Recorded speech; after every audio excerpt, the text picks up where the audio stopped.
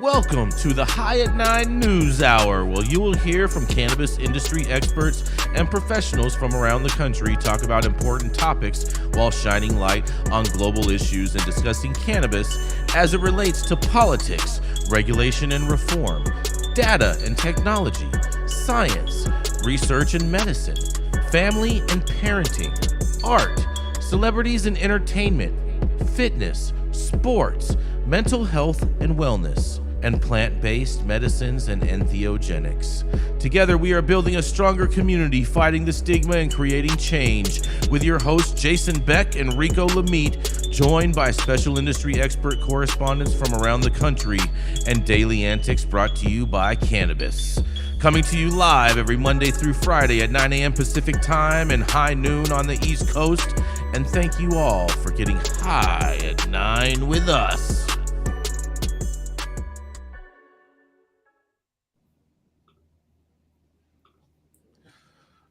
You good, Rico? All right. I'm great, man. You know what time it is. It is time for the Black History Month. Welcome back, everybody. You are now tuned into High at 9 News. Every day you can get High at 9 with us, or also high noon on the East Coast. I'm Rico Lamitte, the dopest dad on the street, and it's Wednesday, February 1st. Today is National Girls and Women in Sports Day, so pay attention. They do cool shit too. National Baked Alaska Day, because when it's cold as fuck every day, you should be baked as well. And the first day of Black History Month also. Of course, it's the shortest month of the year, which will eventually be reduced to just Juneteenth, because Donald Trump was a better man to the blacks than Abe Lincoln. We should be grateful. No, seriously. Everyone watching, please like, share, hit the subscribe button, and follow us at High at 9 News across all social media platforms. We're live weekday mornings on YouTube and Twitch, audio only on Clubhouse. And if you do choose the Clubhouse route, you can also participate in the show by raising your hand with a brief comment on the story presented. We're going to be getting things started today with the Green Street wheeling and dealing, mink coat rocking, private jet hopping, longest continuously operating retailer in the game, Jason Beck. Oh, yeah. Good morning, Rico. Hope everybody is having a great day. It's hump day. We are almost at the hump. But today, my story is probably going to make somebody cry. That's right, because if this happened to me, I would probably be crying too. Because authorities have seized $33.9 million in illegal cannabis found in massive Oakland raids. That's right. Authorities seized over 30,000 marijuana plants, 2,720 pounds of marijuana, and multiple firearms at an illegal cannabis growing operation in Oakland last week, according to the Department of Cannabis Control, a.k.a. the DCC. The agency estimated that the illegal cannabis was worth over $33.9 million, and the two-day raid took place on January 26th and 27th and was conducted at two warehouses on separate sides of the city. Lieutenant Miguel Felix Ibarrala with the Alameda County Sheriff's Office said the agency coordinated with the DCC on the, in quotes, high-risk search warrants at both facilities. This search warrant operation was part of a large-scale marijuana cultivation and tax evasion investigation, Ibarra told SF Gate in an email. He also says two large warehouses located on the premises, located on these properties, had been converted into sophisticated marijuana cultivation facilities. I wonder if they're calling it sophisticated just because they had drip lines, but I don't know. They say it's not clear how many individuals were involved allegedly in the illegal cannabis growing operation. Neither agency said if anyone was arrested or if any charges were filed. And the DCC said it also seized one handgun and one AR-style rifle during a Thursday raid at a suspect's residence. The two raids took place in West Oakland at 1685 34th Street and in East Oakland at 1217 48th Avenue. Illegal cannabis farms have remained in the East Bay even after the state legalized adult use cannabis back in 2016. On January 10th, authorities seized over $3 million in cannabis at a Livermore warehouse, and in 2021, authorities dismantled what they called the largest illegal cannabis growing operation in Bay Area history, with $42 million worth of plants and millions of dollars in cash seized in San Leandro.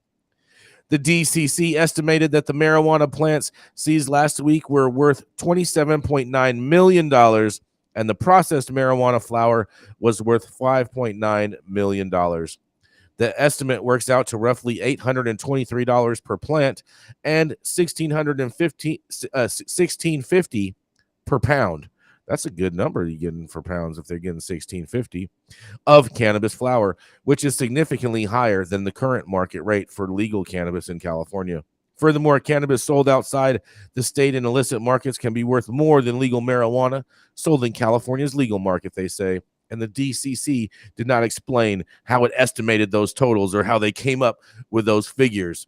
But I'm going to digress and see what my panel has to say about this, because I think there's a little bit of fudge in these numbers. And this is Jason Beck reporting for the High at 9 News Hour. What do y'all have to say? Yeah, it is incredibly exciting to hear those numbers. I mean, I wish law enforcement set the price tag out in the market. Right? $16.50 a pound. That's a good number. Yeah, you know what I mean? That's a great number. That's a real yeah, good that's one. like $500 more than what average people are getting nowadays. Yeah, definitely 500. Very interesting on the numbers there. And $876 per plant. I mean, what are these outdoor plants that have 5 pounds on them? Yeah, colas, man. I don't know. I mean, look at, historically speaking, whenever there's a raid of any type, the dollar amount that they equate to what they've confiscated is always really interesting to me. Well, I understand how the federal government does it. I understand the federal government's way. You know, why don't we provide law enforcement with like a real scale? You know, like when the industry updates what flour's worth, we should like hand it over to law enforcement so their numbers are more accurate. I don't know. I think I know how the state came up with this number, because I'm pretty sure they were adding in their 27% excise tax into the existing cost factor of the pounds. They're probably also adding in what someday might be the federal value with tax, right? Like, maybe what pounds go for on Mars. Ah, that's right. Mars price. I forgot. Yes, Mars price. That's right. That's right. But $876 for a plant. I mean, you know, indoor plants, you know, you get an ounce, maybe a couple ounces off per plant. You know, I mean, you're I don't know. I mean, the goal for most indoor grows now is at least closer to 2 pounds a plant. That's what everybody's trying. No, 2 pounds per light. 2 to 3 pounds per light. And then you have a bunch of plants underneath there, but your average weight, let's just say even at best, you pulled 3 ounces off a plant. Okay. There's no way that 3 ounces is worth 840, whatever the hell they said. I don't know, man. I don't know. Even if you make the finest rosin with the trim. I think it's very peculiar. There's not that many guns on all these drug busts that we're seeing. One handgun and one AR. Yeah. Well, that's because you got too many guns. There's a 5-year minimum mandatory. The feds step in. So, and I'm always curious why the feds stay away, and if they're going to stay away from this, because if you get to 1,000 plants, you're looking at 10 years minimum, and the gun enhancement, you don't get to do them concurrently. They stack them on your ass. Well, they have to break one of those 8 laws in order for them to come in and be justified. So they have to have like proof of sales from a minor, or proof of sales getting exported to another state. Those are not laws. Those are guidelines. No, but those are the rules. Those are the rules. Those are what dictates whether or not they can spend outside of the purview of what they're allowed to spend. You're not allowed to have guns on any of these places. Yeah, but guns isn't one of those 8 rules.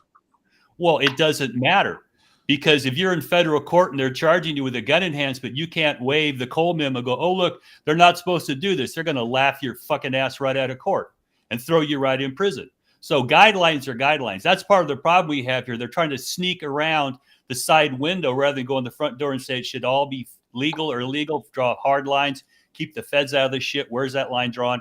We don't have that. These guidelines are scary because they can be removed tomorrow. What about And then- crossbows and other Yep. projectile weapons? What's that, Rico? What about crossbows or any other projectile weapons? Are they included? They're not. I don't think they're covered by the federal gun enhancement. What if you Hell had yeah. what if you had one of Elon Musk's flamethrowers? I'm gonna go buy a crossbow today. Hell Can yeah. you guys imagine me with a crossbow? I could. Yes. I could Are you totally kidding picture me? that. Yeah. Hawkeye. 100%. Look out, bitches! Look out! Mhm. Exactly. Doing front flip, tuck and rolls and shit. Exactly. Yeah. Finally, crossbow season. Yeah. Yeah, oh yeah, man. Oh man, oh man. Man, I just can't believe that DCC is participating in this, but I understand how the federal government does it. The federal government quantifies everything as $25 a gram, and they consider all parts of the plant weight. So when they pull a plant out, even with the dirt and everything, they weigh that, and regardless of when it's wet or whatnot, they're quantifying that at $25 a gram. So I understand how the federal government comes up with these high ass numbers, but to see the DCC participating in the same similar stance, I'm a little bit confused by that. They know better, or do they? Well, I don't know. I mean, who knows? I mean, they have the data to know. I'll say that much. With all the waste that happens in California at different distribution facilities and manufacturing places, and they definitely know the difference of wet weed to dry weed ratio. Moisture. Yeah. You know, yeah, lots of moisture going on. Yeah, any other thoughts on this, Dale? A lot of them, but we ain't going to fix this shit with that story. That's the problem. We can continue to talk about some of the problems here, but we got the Commerce Clause coming up in my discussion, so maybe we'll bring. So we're gonna save the time for that. We're gonna move to a commercial, and we're gonna be right back. Let's do it.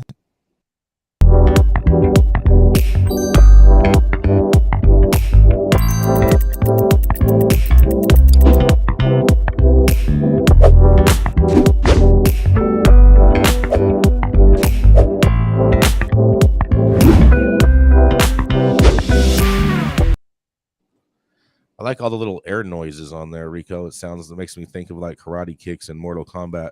We gotta have a tournament, man. We gotta have. That's right.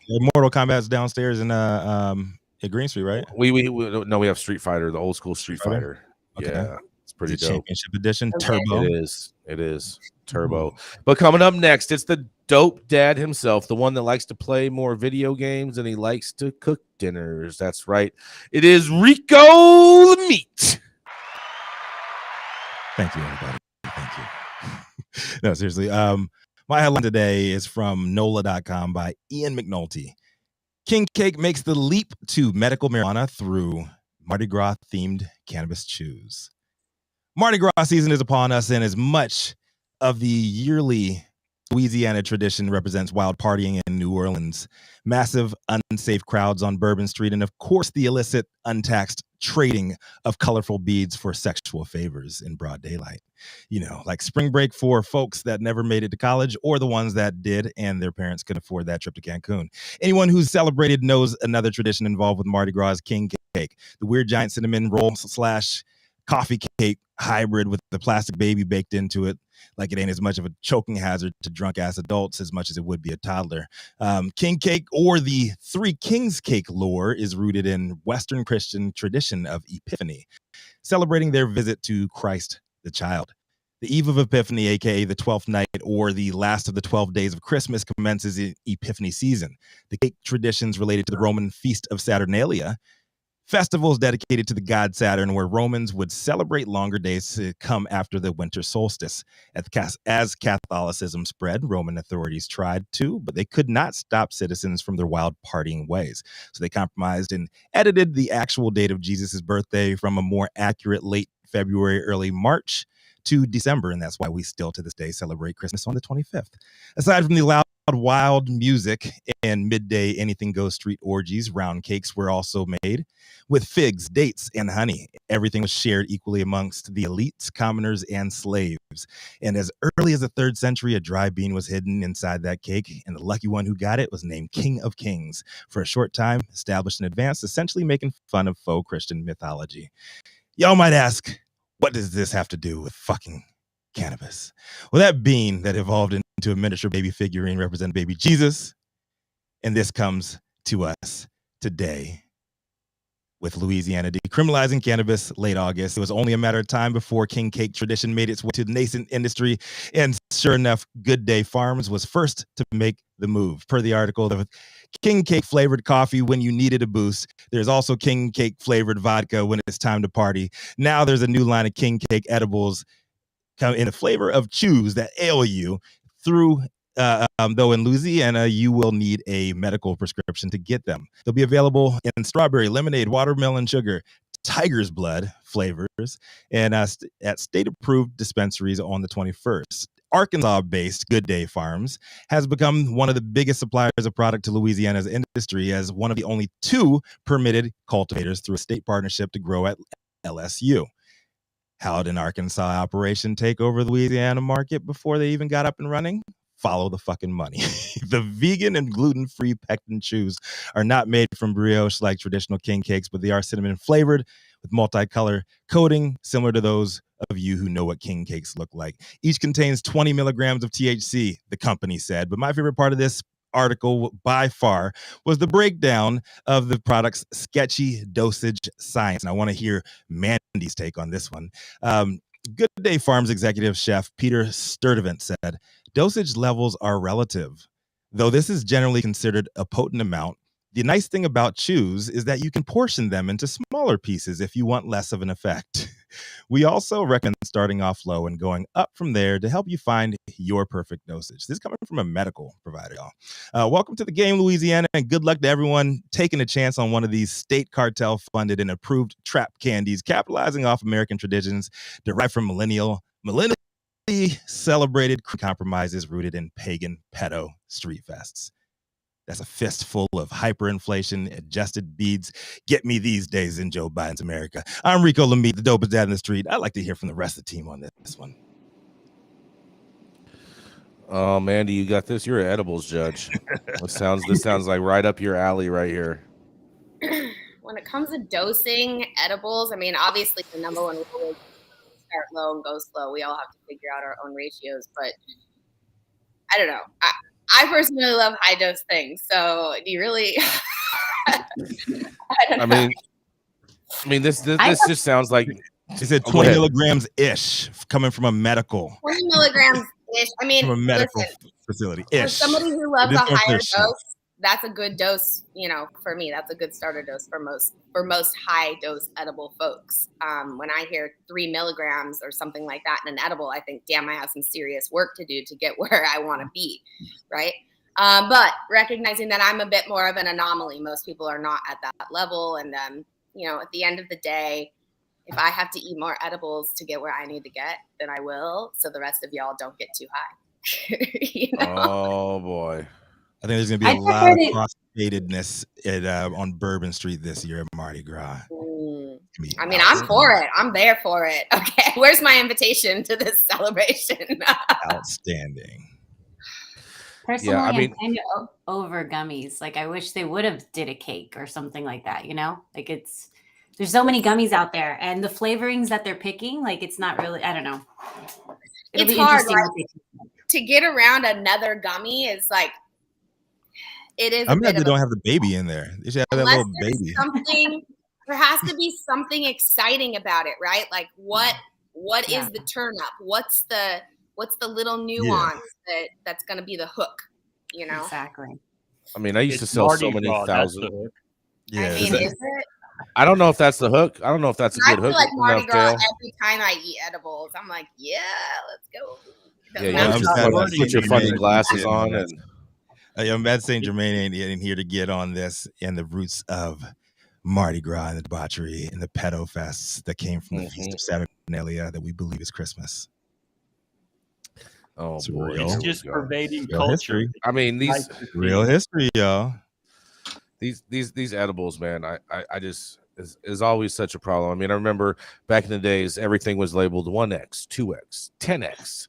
30x, 50x, and then the craziest part to me is like the stronger the dosage, the smaller the edible gut. Yes, back in the day.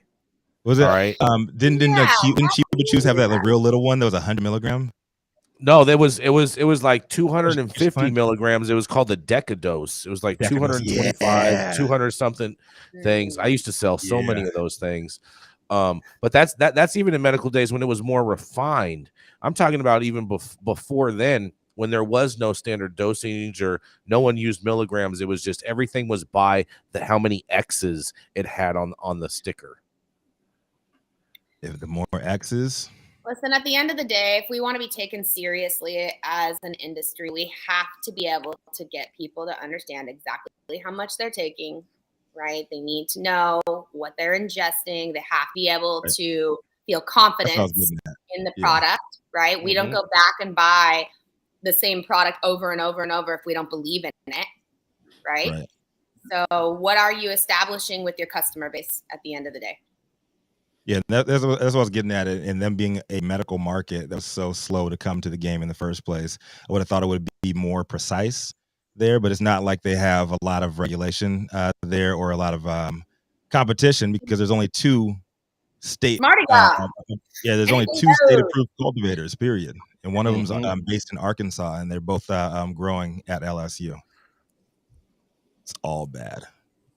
What are they going to do about this interstate trade thing? We should talk about that later. Up next. Oh, you got something for us? Oh, I was just gonna say too. There was a question earlier about like why they didn't do cakes versus edible versus the gummies, and back in good old days of Prop 215 here in California, many bakers did lean into doing cakes, cupcakes, things like that. But the shelf stableness is just not there in comparison to gummies. I mean, you can put a gummy in a bag and leave it there for a year. You can't do that with a piece of cake. Like a cockroach. Yeah. Oh God. You saying these are high in protein edibles, Dale? More roaches than cocks. Yeah, let's keep on going. I mean, it's New Orleans. Are you sure? Hey, and alcohol. It's going to make this a good experience for the naive cannabis user. They're going to be fucked up, Jim. Oh my God. It's going to be fun. It's going to be a shit show. The crossfade is real there. Yes. There's going to be a crossfade. So up next. I need to go investigate. Yes, you do. She's a Sacktown-based Emerald Cup edibles judge and crusader for female entrepreneurship, known for blazing trails and doobies alike at Camilla, Canagram, and Canamamia.org, and the Women's Canna Awards competition. Y'all know who it is next. It's Manndie Tingler. Good morning, friends. Bear with me here. I'm totally out of sorts today. I dumped an entire cup of coffee in my lap literally seconds before we went on the air. So I have a really interesting story today. It's coming to us from the Wall Street Journal. The headline reads, "Gummies, massage oils put in class with heroin in Hong Kong CBD crackdown." The subheading says, "Possession is ranked with heroin, cocaine, as the financial center takes an unusual step in its targeting a substance widely touted for its health benefits." Business and residents are dumping their CBD products ahead of a new law starting Wednesday that criminalizes possession of the cannabis derivative, ranking it alongside heroin and cocaine.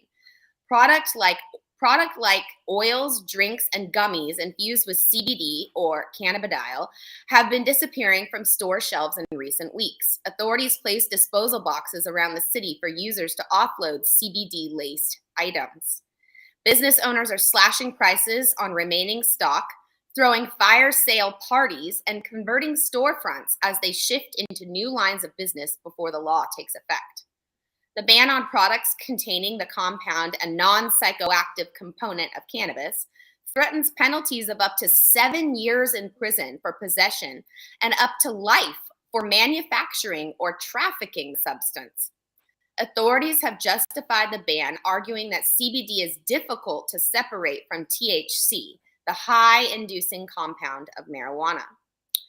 The law is set to snuff out Hong Kong's nascent CBD industry.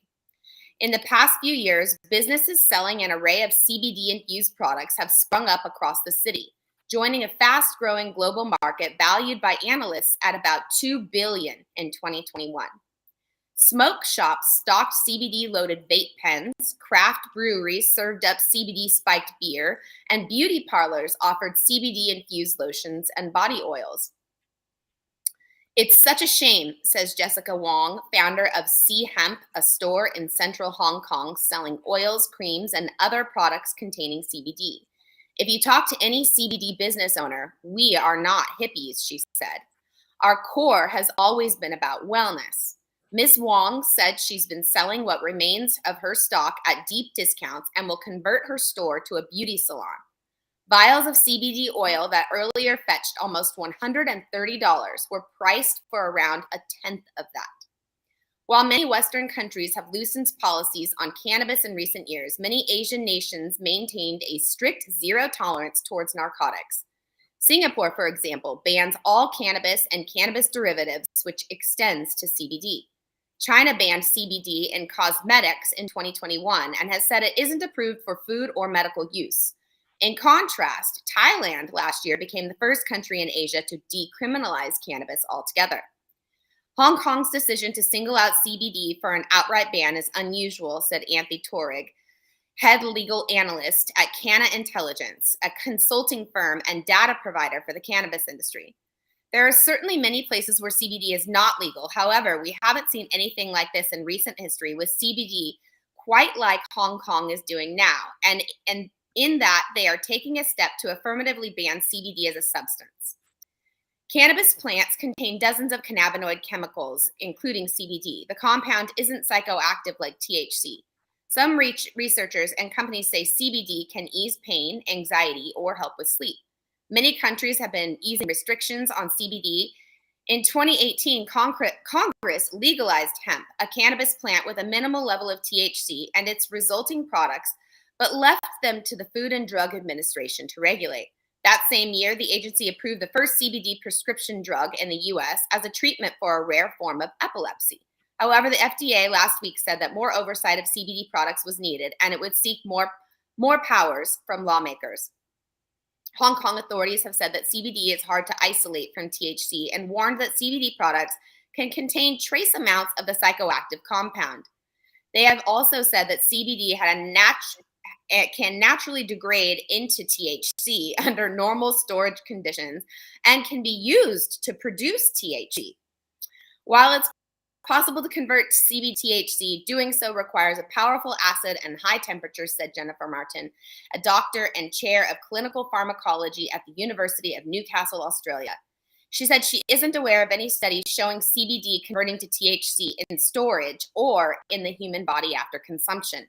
In many countries where CBD products are allowed, authorities often set strict limits on THC content.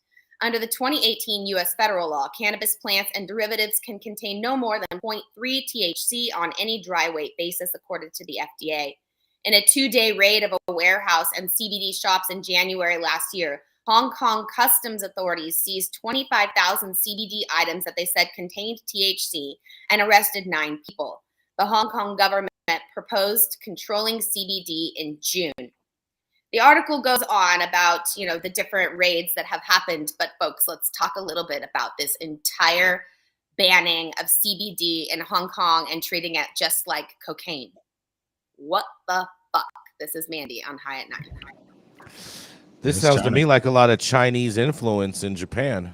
Yeah, I think it's not Japan, but I think this is China trying to remain a production based economy through their communism rather than becoming a consumer nation. They want to produce all of that shit and send it to the rest of the world and keep their people productive. That's my guess on this one. I would think that even at the DEA, they'd be looking at that going, what the fuck, man, this is stupid. Right. It's very and hopefully we're to that point where the science smacks people right in the face when they're making policies about this. Because they're right. Converting CBD to anything requires high pressure, lots of real toxic acids, things. It's not going to hurt. And you're not going to smoke hemp and get high. So just knock it off. This is just authoritarianism. And we've been through it in this country since 1970. We passed our Controlled Substances Act. So we've seen it. We look in the rearview mirror and go, yeah, we did the same damn stuff. We're still doing it. But this is like over the top. Fucking stupid over the top. Yeah. Just a gross misrepresentation of what has been proven time and time again clinically in at this point, probably hundreds of thousands of instances. And let's not even start talking about the fact that, again, and we talk about this pretty much every single day, that every time you try to wipe something out in its entirety and confiscate it, you just open up a illicit market. But China doesn't care about that. China is totally good with that. It'll be interesting to see how the U.S. responds to all of this shit, because it's coming ahead, and China is taking more and more control over. Hong Kong is technically a Chinese province, in my opinion. Is it really? Yeah, it is. It's controlled by China. It's independent. It's always been controlled by China. It is. It's independent financially, but it's controlled by China. Not anymore. China is grabbing all of that shit, and it's coming to a head as we head closer and closer to World War III. Oh God! Let's not forget that Hong Kong had a lease because the British went in there and forced them to buy opium from them in the 1840s. So they probably have a little butt hurt still from that.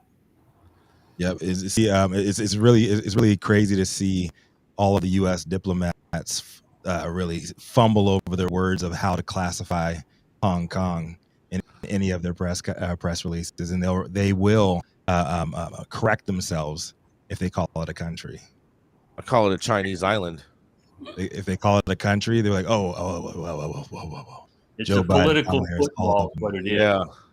Yep. Adelia, what do you think? Are you going to throw an event with Event High over in Hong Kong anytime soon? I don't think anytime soon. Not anytime soon. But what I find interesting is looking more into this article that voluntarily there's already been 77,400 products that have already been voluntarily submitted into these boxes that Hong Kong has set up. Like that's crazy. Are these like amnesty? Are these like amnesty boxes at the airport, Adelia? It feels that way. Yeah. That's what they say. Yeah.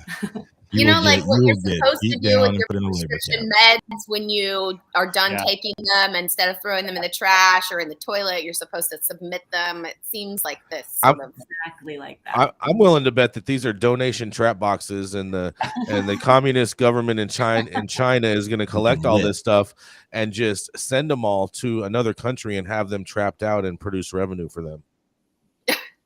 Probably. That's probably North Korea. You're probably right. North Korea. It. I mean, I don't know North Korea's economy is strong enough to buy all this strong CBD.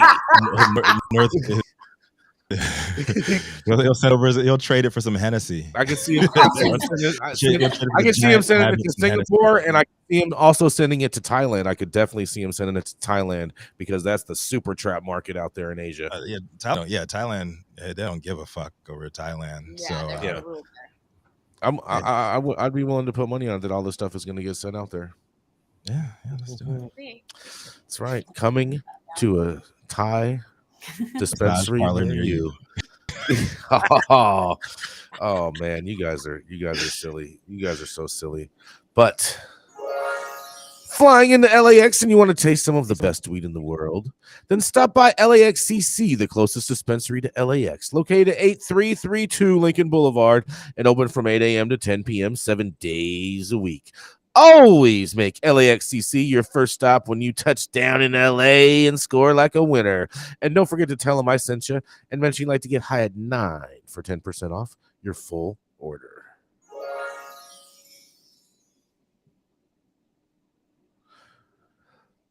You with us, Rico? Oh, I'm doing this. All right, I'll go. I'm doing the disclaimer. I forgot about that. Hold on. All right, the thoughts and opinions. It starts off with that, Rico.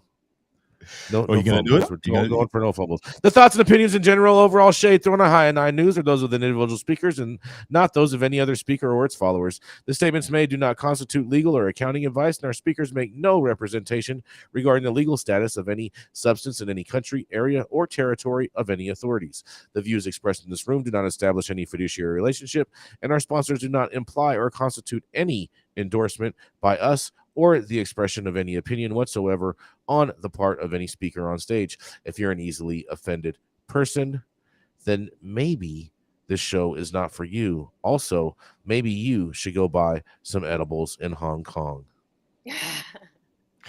When you want to grow some of the best weed in the world, then you must start with the best genetics in the world. Go to www.dnagenetics.shop to order regular, feminized, or autoflower beans. All of your favorite DNA genetics cultivars such as Kosher Kush, Skywalker Kush, and oh yeah, Chocolate Truffle Shuffle. Boasting more cannabis awards for their award-winning genetics than any other company in the world. Remember to go to www.dnagenetics.shop to see why our terps don't lie.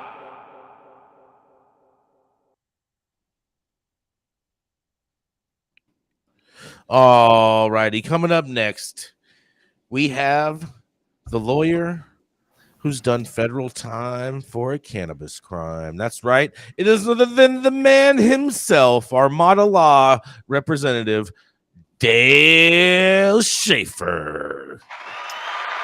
Well, good morning, everybody. What I threw up was the pleading that just got filed in the case we talked about a couple of weeks ago, the Oregon company that's challenging the import and export ban on the Dormant Commerce Clause. And some of this stuff makes you yawn, but the authority of the federal government over all of this is based on the Commerce Clause. So it's beginning to get a little more interesting. You guys went over the letter to the DCC, from the DCC to our Attorney General, give us an opinion about whether we can import and export. Oregon, the state of Oregon has filed a motion to dismiss the claim filed by this wholesaler because they're claiming that there is no interstate commerce in cannabis, so the Dormant Commerce Clause doesn't apply. And they're also saying that because you can't get a license that satisfies the state and the feds, nobody can give you a remedy that you want. It's still going to be illegal under federal law. Now, frankly, I think that this is some horseshit by the state of Oregon, but what it's doing is it's refining a line between people moving across state lines to participate in cannabis businesses and cannabis going across state lines, because the Controlled Substances Act makes it illegal to have cannabis anywhere, whether it's in a state, cross a state line, it's all illegal. But back on the East Coast, we had some challenges to residency requirements to be an owner of a cannabis business. So those were struck down by the Dormant Commerce Clause because, and this is something we're going to talk about over time, but they now recognize that commerce includes people moving across state lines to engage in commerce. It's not just goods, but it's services and people that can do that. So what Oregon is saying is that no, you cannot get relief here because you can't move products across state lines. That's probably a better question to go to the federal courts than can I be precluded from getting a license in Illinois because I live in California? That's stopping people going across state lines, and it's legal to do that. So we've got another line being drawn here. And based upon what you guys saw yesterday with the letter, there's now some more questions popping up that I'm ready to talk with you guys about from a standpoint of an attorney. Because the letter yesterday had legal citations in it like we write. We don't write stuff for people to generally review. We write it for a court to review, and it's boring as hell. This is a pleading, boring as hell, black letter law, but this is what we look at, and the challenge from this case is what I just described to you. Cut it down to layman's terms. So from there, let's have a discussion.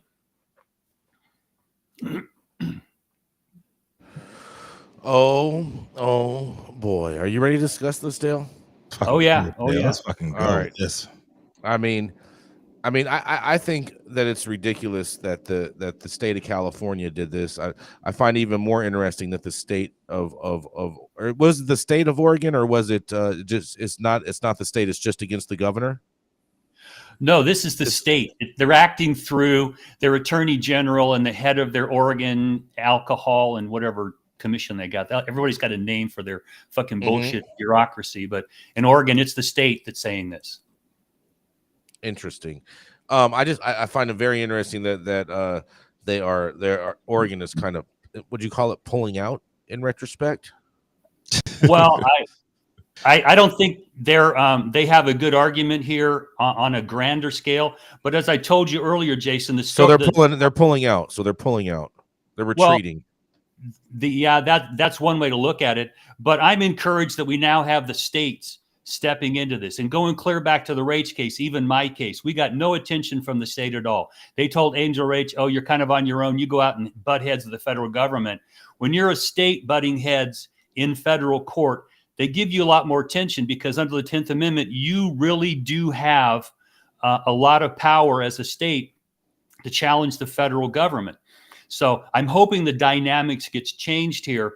And as they pointed out yesterday, the federal law makes no distinction between intrastate and interstate commerce. If they are going to tolerate any activities in cannabis, they're not going to stop at the state line under their current guidelines. They may not like it, but I don't think you can go to federal court and get this thing stopped because of the McIntosh case until they determine that you're not following state law.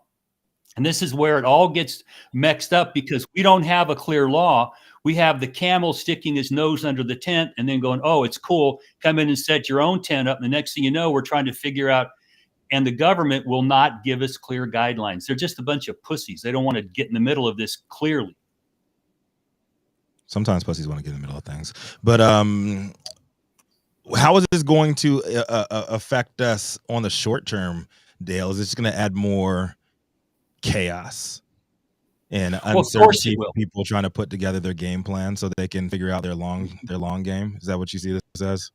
Well, yeah. And what I see is there's going to be another little sneaky step forward because the federal government is not going to change this. It's going to take the Supreme Court to tell them having cannabis and marijuana in Schedule I is unconstitutional. Read the statute. There's medical use for it. It doesn't apply anymore. Throw it out. There have been plenty of cases, and I've been peripherally involved and directly in my own case, where we've asked the court to look at this and say it's unconstitutional. And they go, yeah, but that's not an issue before us. If we can get that before a court, and especially the states asking, I think we're going to get a clear decision here.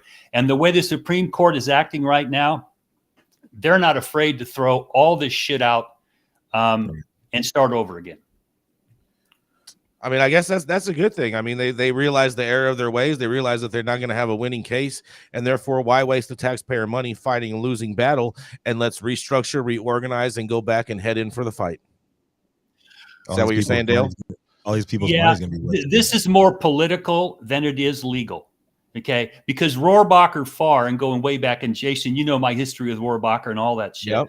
But they just said you can't spend now. We're going to take away your pocketbook to spend rather than passing a law. And the Cole memo were guidelines. If you're going to exercise discretion to prosecute, follow these sort of guidelines. But none of that changed federal law. You have to get the federal law changed. I don't see Congress being able to find their ass with both hands, let alone pass comprehensive cannabis and hemp and all those regulations. It's not going to happen. The court, with a stroke of a pen, could wipe out the Controlled Substances Act's control over marijuana or cannabis. That would be the big victory I'm looking for. That would be the big one. The big wham doozle. We have Stephen up from the audience in Clubhouse to speak on this. Stephen, do you have something to say about this? Yeah, of course, forever and always. So, thank you, first off, for letting me on stage and let me as always, state my opinion and have a question as well. I mean, this sounds a lot like, back in the medical cannabis era here in California, where if we kind of pushed the envelope with federal government, that the federal government generally does not go after the states. And if the state itself was to take this to issue with the federal government, we'd probably get some movement. Is that kind of what I'm hearing here? You're kind of hearing that, but the thing about it is that the state isn't going to face any type of legal repercussions in regards to. The state's going to tell one of their cannabis companies, hey, you guys can go and do this now based off this opinion, and we think that you can, and you're not going to lose your DCC your license from us. But as soon as you cross that state line, be prepared for the feds to create a case against you for interstate trafficking and controlled substance over a state line, and you're going to have California labels all over that packaging, including your warning label. And so they're going to have clear-cut evidence that this was a legal product transported over a state line, which is a federal crime, and you're going to get screwed and pay the legal bill, Stephen. They're just asking you to try them. Thank you for clarifying that. I really appreciate it. Yep. Trust it, right? Like Hey. Lucy in football. Yeah. Trust Yep. it. Hey, don't take it. That's why. I mean, it's the same thing we've been facing here in California forever. You know, it's not like we've ever had legalization. We're just got a legal defense. You know, that's right. That was the case, and that's something that people tend to forget. You know, but it still, to me, rings very freaking true that we are still breaking federal law. It doesn't really matter whether the state says that it's okay or not. We just got a legal defense in court. But talking with Dale and Dale being the attorney in the room, talking with him prior to the show, I did learn a little something interesting, is that if this was to advance in court and end up going into the Supreme Court, that the Supreme Court could actually deschedule cannabis. Can you touch on that just for a second, Dale, before we go to our next story? Well, yeah, if the federal court looks at the Controlled Substances Act and Schedule I, the language is it's got to have no current medical value. It's highly addictive, all that kind of shit, but it can have no current medical value. Well, CBD has been approved by the FDA. And we now have an approved study which shows the efficacy of THC for veterans with PTSD. And we've got Sativex, which is a FDA-approved THC product. So there's current medical use. If you hold it up to the wording of the statute, it's unconstitutional, okay? Now, what are they going to do with it? With the Leary case, they found that the whole law was thrown out. With this, if they say you can't have it in Schedule I, now what's that going to do? It's either descheduled, rescheduled. The government's going to have to take some action. Oh, hold on a second. So you're telling me that if we get the positive ruling, which I said would have been a positive ruling by the Supreme Court, that they can just reschedule, which would be a negative side effect on our end? It would be. And that's why the arguments to reschedule it, it's like, no, you're not going to get a license to produce a Schedule II drug either. No, you're not going to get it. And also, 280E, you're not exempt from Schedule II with 280E. Well, unless you've got that license, that federal license. Then you're just a drug operation. Yeah, they're not going to give they're not going to give any of these weed companies that license, but not if the DEA has anything to say about it. Not a chance in hell. Yeah, man. The game is rigged. The game is rigged. This fascinating story, Dale, and I appreciate you coming on and talking about this. It's best to be first at everything in this industry. Learning is actually not best to be first for much in this industry. I was the first one where they decided you got 5 years to add up the plants to get to 100.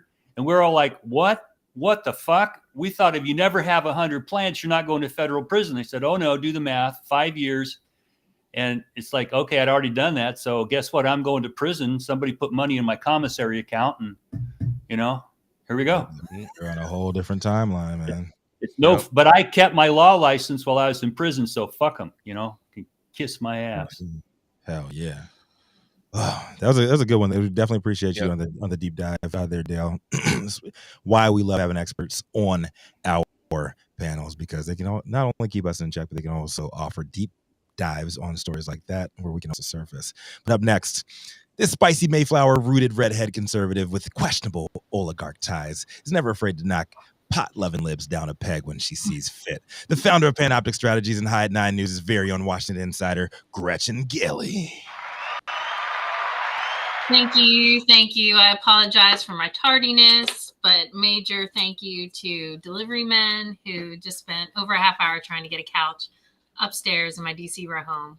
Not an easy task. Special delivery. Very special delivery. They were very sweet. Love them. They were great. I bet they were. Simmer down. All right. Yeah. Anyway, from Marijuana Moment, who's been missing a little update on safe banking? Well, my headline is Booker laments cannabis crisis of prohibition, laying out marijuana banking challenges in new Congress. Senator Cory Booker says that ongoing marijuana banking issues under prohibition amount to a cannabis crisis. And while he thinks there's still a shot to enact reform with Republicans in control of the House, he's underscoring the challenges of the new political dynamic on Capitol Hill. Advocates and stakeholders remain frustrated that Congress was unable to pass a marijuana banking bill and other modest reforms last session when Democrats held majorities in both chambers. But eyes are now turned to what's achievable in the 118th Congress. Booker told NewJersey.com that it's his intention to try to drive it as far as we can go. But the dynamics have shifted pretty dramatically with the House flip. He said enacting reform is definitely going to be harder, but not impossible. He said, I do think there's a chance. Remember, there's always been a good bipartisan coalition of people that want to do something. The urgencies that pushed us towards some kind of partnership are still there, on the business side as well as the restorative justice side. Booker has faced particular criticism from certain stakeholders over how his position on banking legislation has evolved, with the senator at one point vowing to block any efforts to advance a standalone Safe Banking Act without equity components, but eventually expressing interest in compromise to get something done. He remains committed to incorporating equity into legislation he plans to work on this session, but the task is steeper without Democratic control of the House. The senator said in an earlier interview following last year's election that he believed it could take many years from now to pass cannabis legislation if Democrats didn't get the job done during the lame duck session. Senate Majority Leader Chuck Schumer, who led negotiations over the so-called Safe Plus package, has faulted Republicans for keeping the proposal out of key legislation that he hoped to attach it to last session. Representative Patrick McHenry, who now serves as chairman of the House Financial Services Committee, said last month that while he still opposes the banking proposal, he won't stand in its way. The White House was asked last week where President Joe Biden stands on marijuana banking reform, and Press Secretary Karine Jean-Pierre said that the ball is in Congress's court, with no current plans for administrative action to resolve the issue. Biden hasn't provided a clear policy position on marijuana banking, though he said that states should be able to decide their own cannabis laws without federal interference. His administration has also become more vocal marijuana reform since the president issued a mass cannabis possession pardon in October. Well, I love that Cory Booker is out there calling this cannabis crisis when last year he was dying on his sword to keep this from getting to the floor. It's nice to see that these guys are trying to finally come around. I don't think it's as difficult a task as Cory Booker lays it out to be. Frankly, if these jagoffs had done their job in the last Congress, we wouldn't be here right now.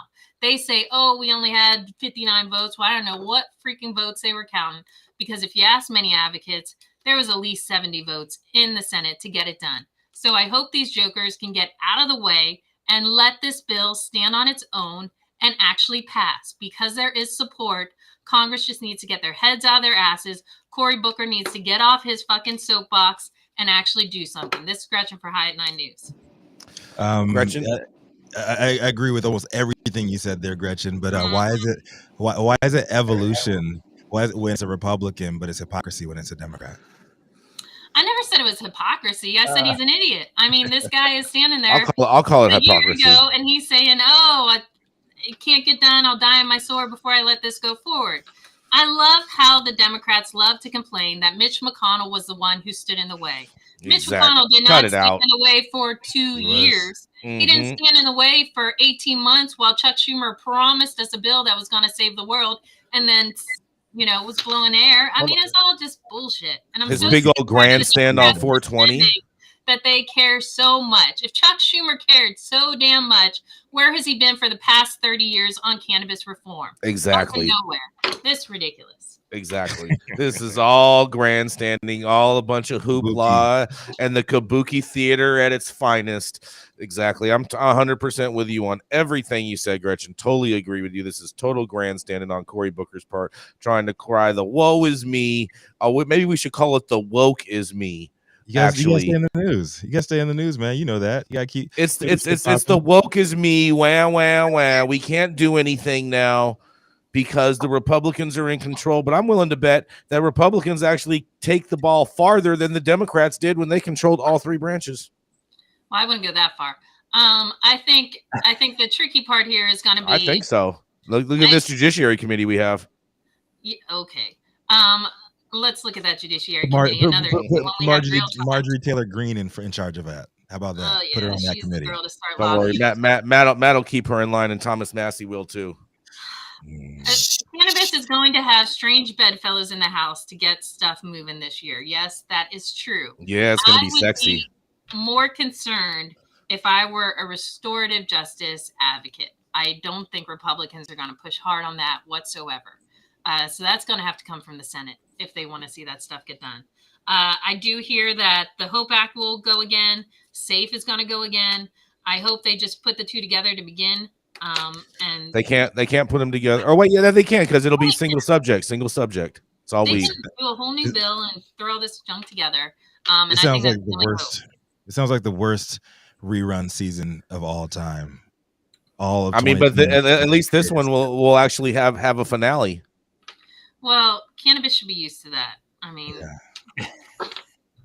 I don't know why this is all a surprise, but I love how the Democrats jump up and down it's going to be so hard now with Republicans in control. Well, why didn't you do anything the past 2 damn years? Maybe, hold on. Maybe they know that there's something happening and they're staging it for themselves. They're like, it's going to be so hard. So then they can act like they did so much to get something done when they didn't do anything.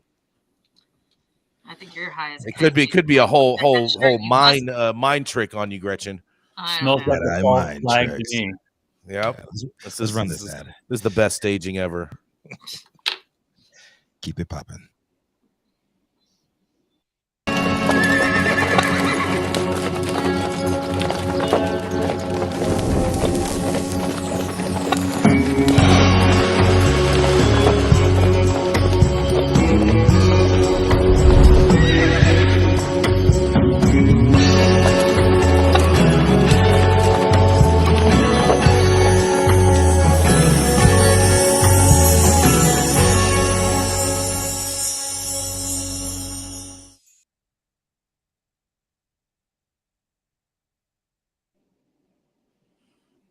Oh, yeah. Bringing us home today is somebody who she is the CMO of Event High and the co-host and founder of revolutionary professional women in cannabis networking series Blunt Brunch. But we know her as the woman who fled California for freer desert landscapes of Arizona. Adelia Carrillo, what do you have for us today? Good morning, good afternoon. I'm coming back to visit in February or the end of this month, so I'll be back in California. Oh, yeah. Today's article is Jerry Garcia's Grateful Dead cannabis brand is leaving California. So Jerry Garcia is known as an iconic cannabis smoker in California. Born in San Francisco, Garcia led the Grateful Dead for 30 years as the city became an international beacon on counterculture. And he did it all while casually and openly smoking cannabis. His pot pipe is actually considered an artifact of California cannabis history, for those that didn't know that. But even the iconic Jerry Garcia name couldn't survive California's turbulent legal cannabis market. The Garcia handpicked brand, launched by the musician's family in 2020, has pulled out of the state, a spokesperson confirmed to SF Gate. Garcia's exit comes as cannabis insiders predict a mass extinction event for California's cannabis industry, with thousands of companies expected to go out of business this year. Garcia handpicked, like most celebrity brands, contracted out its cannabis growing and manufacturing to partner companies and then stamped Jerry Garcia's face on the packaging. The company said they are currently looking for a new cannabis supplier, although they're still taking a pause in California. They want to ensure California consumers have the highest quality flower for the long term. So they are in the process of choosing a new local partner for cultivation, production, sales, and distribution of Garcia handpicked in California. They did interview Andrew D'Angelo. For those that don't know him, a cannabis consultant and former owner of Harborside, said that the Garcia brand probably learned the same thing that all the California cannabis companies have realized. You can't make money in this market. Now, California's cannabis industry has faced huge economic hurdles, which majority of us know, from the state's complicated cannabis regulations, high taxes, limited access to banking, federal law blocks, etc. These factors have come together to make California a painful place to run a legal cannabis business. The majority of legacy cannabis farms are on their way out of business, and even the country's biggest cannabis companies are leaving the state. Now, nearly a dozen states have legalized cannabis by the time Jerry Garcia's surviving family members decided to start this cannabis brand built around the Grateful Dead frontman. But the Garcias did still continue to choose to launch their brand in California, the same place that Jerry was born, spearheaded an artistic movement, and died. The Golden State featured prominently in the initial launch. They had an Airstream painted with swirling psychedelic colors, crisscrossed the state in late 2020, announcing this brand. And it goes into details about a couple other things that they were looking to do, but weren't able to accomplish, unfortunately. There is now only one jar of Garcia handpicked available in San Francisco, according to Weed Maps, and there's no sign that any more will return to the Bay Area. Now, Eli Melroyd, the CEO and co-founder of Soulful dispensary chain, said the brand's exit from California was a sign that it's a struggle for even good cannabis brands to make money in the state. He also stated he usually doesn't sell celebrity brands in the state at his stores because most celebrity brands have poor quality products, but Garcia was different. He said that they had good cannabis grown by some of the state's best outdoor cannabis growers like Moon Made Farms and Sonoma Hills Farms. They start from a place of skepticism because they've seen a lot of celebrity brands launching cannabis that are really just basically a celebrity name on a product that is marked up. Now, the brand is still for sale in Colorado, Maryland, Michigan, Massachusetts, and Oregon. It offers a range of cannabis flower, pre-rolled joints, and some colorful pot-infused gummies shaped like guitar picks. Its packaging still features Jerry Garcia's face, connected to the swirling psychedelic colors. Akin to Milton's Glasser's iconic 1966 poster of Bob Dylan. And the Garcia's brand departure is also a sign that customers could be getting tired of celebrity pop brands. There are so many famous people selling weed that even the rock stars are noticing that it might not be easy to get into business. Garcia, his handpicked brand isn't actually the first Grateful Dead cannabis brand. Drummer Mickey Hart launched his own pre-rolled joint brand called Mind Your Head in 2019. Their website is also down, and a brand representatives couldn't really be contacted for this story. However, they say both these brands could come back to the state. But for now, Deadheads in California will have to get by without smoking any cannabis blessed by the legendary brand. So this is Adelia reporting live for the High at 9 News Hour. Do you think we will see the return of these brands that are leaving California? I wouldn't say anytime soon. Well, and yeah. There's so many issues with celebrity brands. I mean, first, if you're a celebrity and you're coming into the industry and you're just going to white label, that's just a huge mistake, like major mistake. If you can't be authentic and go all the way to the root of the plant with your brand, then you're going to probably not be taken very seriously for the most part. And I wouldn't, at this point in the game right now in California cannabis, it's not shocking to hear that these people are leaving. I mean, a ridiculous amount of brands tried to launch in 2022 during a huge market crisis deficit. I mean, there was just not a worse time to launch brands. And so if you're considering launching a flower line in the state of California in the next year or so, I highly advise against it. Get into the manufactured goods. I mean, I wonder, I have a couple questions in regards to this, because just based off a couple of comments that we're seeing in our chat from our viewers.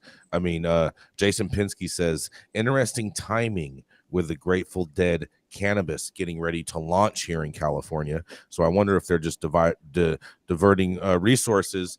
And Justin Benson says they were ranked 12 on BDS at one point this year as far as the Garcia line. So I think that is some spice possibly in there. Yeah, very, very interesting. I think it's very interesting to see all these exits out of the California market, out of the mature markets, because people aren't making money; they're too saturated. Jason, Manndie, since you have a lot of brand experience, do you think that a lot of these brands will be making a return later on at a later date in name only under watered down MSO formulations? It really depends. I mean, yes, we're going to see some try to make a comeback, right? They're going to probably take a year or two off, wait and see how the market corrects itself and find a way to slide back in, because let's face it, it is a huge marketplace in general, right? As far as cannabis markets are concerned. And so to not try to exist here is probably painful to those who are operating in other states. The idea of not operating where cannabis really has its heartbeat founded just sounds inauthentic to me. But the reality is that this is a bloodbath happening here in California. And to get a brand to be truly notable, to be truly established, and really make a name for itself, you know, and to press the green go button now is just it's a huge mistake. That even the people who have had the most long-standing, best relationships with their consumer base since the Prop 215 era are choking right now. It's painful. So I read an article this morning from the Flow Cannabis CEO, and he also said, he's like, our mantra is stay alive until 25. So they're going silent, but they're going to try to keep it. I like that. Stay alive till 25. Mikey I like Stein that. I like that's a good mantra. Yeah. Sorry, Gretchen, go ahead. Well, I was just going to say, well, I agree with what you're saying, Mandy. I think, you know, celebrity brands are going nowhere, I think, until there is legalization and until the general public can really weigh in. But I do think brands like Jerry Garcia that are iconic cannabis advocates or lovers or connoisseurs, whatever you want to call them, I think they do have staying power. When you look at something like Jerry Garcia, I mean, clearly this guy is well known and associated with it. Now, if you're somebody, I don't know, like one of these athletes who are just like, oh, I'm getting in, or some rap star who's just going to start a brand, I don't think they have a chance in hell. But I do think, you know, Cheech and Chong, people who've been around forever, once this eventually happens, yes, I think they can white label a brand with an MSO. And I think it will have staying power for those people. That's because you're on the East Coast. Let me finish. I know think there is a market for the people who want the Bud Light of cannabis. And I think that's where these guys are going to fill that niche. So you think they're going to be in the race to the bottom, and they're just going to have the coolest packaging for the cheapest price with the cheapest quality? I didn't even say the coolest packaging. I think well, that's what it's going to take. That's going to be the differentiator when you're talking about crap weed and crap prices. When it comes to the general public and early entrants into the market, I think, yes, they're going to look at names that they associate with cannabis, and they're going to go to those brands. Yes, I do think so. And when you're just looking for a pig with lipstick on, Gretchen, you just go for the pig with the most lipstick on. I'm saying, Jason, I don't understand why you think somebody who's never been a major consumer of cannabis is going to know all these niche, wonderful. They're not. So they're going to go to what they do know, and it's going to be Mike Tyson. It's going to be Jerry Garcia. It's going to be these brands that they do know. That's not how it works. That's not how it works, because it's not. I promise you, that is never how it works. That is never how it works from a retail angle. What happens is this: when you have these types of customers come into your store, you know what they ask you, Gretchen? What do you recommend? I'm a first-time user. What do you recommend? They don't give a shit about anyone's name or anything plastered or any brand that they already are familiar with. They don't care about any of that. All they care about is what their bud tenders are telling them. Okay, sure. And I know so many bud tenders who are out there saying, this is what I'm going to get the best commission on this week. That's what I'm going to push. 100%. That's exactly what happens. It's 100% what happens. It's 100% what happens in reality. It's a guarantee of what happens. Whichever brand is offering the best sponsorship incentive to the bud tenders is which product they're selling that day. Believe that. So when Jerry Garcia is the best brand, that's what they're going to be pushing. It's because they were investing in marketing to these bud tenders. I have to also say that, like, these celebrity brands that start, musical brands that were in the 60s, 70s, 80s, let's be really honest, their customer base is also typically the kind of customer that really appreciates authenticity. And if they're just white labeling from someone else, then what's authentic about that? Now, if you look at like the Blues Brothers brand that grows their own weed, produces all of their own product, that is a brand that has not in all the states power, right? Huh? They do in Oregon. They don't do that in every state they're in. That's what I'm talking about. When there's actually a growing philosophy, a manufacturing philosophy, there's product intent behind every decision that the company's making. They're not just going to some white label manufacturing saying, make me a chocolate bar and slap my picture on it. That's not. I don't think Jerry Garcia's brand did that though, right? Like they worked. No, they're just leaving California, right? That's the story. They were white labeling from some other farm. Yeah, they were white labeling, but they worked with really good brands that had some. I'm not saying they didn't, but I'm just saying, like, I think that deep down that connection matters. Celebrity brands, people, the people, at least in California, we do care about the culture. We do care about the connection. And if a celebrity has that kind of a connection, it has more staying power. That's my opinion. That's what I'm saying. That's good. I don't know if you need to be the actual grower to have that connection. If you are Snoop and you're willing to endorse a brand and say, I love the way these guys grow, that's why I'm putting my face on their product. I think white labeling a product is just fine as well. Well, then maybe the legacy cultivators and everything should just team up with a bunch of celebrities and put the greatest genetics behind Kim Kardashian OG. There was this study. Oh, they would call it. They call it Big Blunts. They'd call it Big Blunts. That would be the name of the Kim Kardashian's brand. It'd be a pre-roll blunt, Big Blunts. Call them Skimid. Yeah, big old dunks. There was a study before our cannabis industry kicked off, Jason, where they looked at the wine industry and the average price and the $100 bottles of wine and things like that. And it seems like everyone in California thought they're selling a $100 bottle of wine, but the typical price was a $10 to $15 bottle of wine. And they set their business model on a $100 bottle of wine. They lost their ass because people at some point will go, how much is this? $100 versus $10 is going to get me high. And they walk out the door with the cheaper shit. There's been a lot of fucks up decisions about the business plans for these companies. And now they just can't. The sugar daddy dried up. That's what happened to Flow Canada. The bank was, or their raise was the sugar daddy. It dried up. And you got to be smarter about this. You've got to set your gram production model, how you control that, and then it's got to be top quality. But it can't be everything $100 bottle of wine. You're just going to lose your ass. So you're saying they were juicing the old man too fast, huh? Yeah. Old men can never be juiced. Oh man, thank you so much for that story, Adelia. That was great. Yes. And we wish all the brands out there the most success. We do want the cannabis industry to succeed. All joking aside, but thank you all for joining us and getting high at 9 with us every Monday through Friday at 9 a.m. Pacific and high noon on the East Coast. Big thank yous to our audience supporters for tuning in daily and listening to the insanity and craziness that is the developing cannabis industry. Thank you to our haters for always talking about us because we have the most immaculate pieces of property in your head that we pay absolutely zero mortgage on because it is all free because of you. Huge thank you to our sponsors, True Classic, iSpire, Wizard Trees, DNA Genetics, LAXCC for helping us keep everything rocking and rolling. And thank you to our correspondents for being absolutely amazing.